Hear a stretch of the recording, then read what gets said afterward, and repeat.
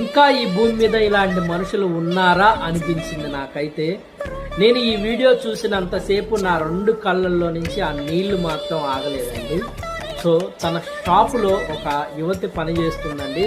ఆ అమ్మాయి నిండు గర్భిణి. సో తన షాప్లో పనిచేస్తున్న యువతిలా చూడకుండా తన సొంత చెల్లిలాగా ఆ అమ్మాయిని చూసుకుంటూ, సో తను నిండు గర్భిణి అని చెప్పేసి తన షాప్లోనే తనకి శ్రీమంతం చేశాడండి. నిజంగా ఇలాంటి వ్యక్తులు ఇంకా ఉన్నారా అనిపించేలా ఉంటది. సో ఆ అమ్మాయి కళ్ళల్లో ఆ నీళ్లు చూస్తుంటే నాకైతే ఎక్కడ లేని సంతోషం అనిపించింది. తన సొంత కుటుంబ సభ్యులు కూడా తనను ఇంత బాగా చూసుకుంటారో అని అయితే నాకు అనిపించలేదు.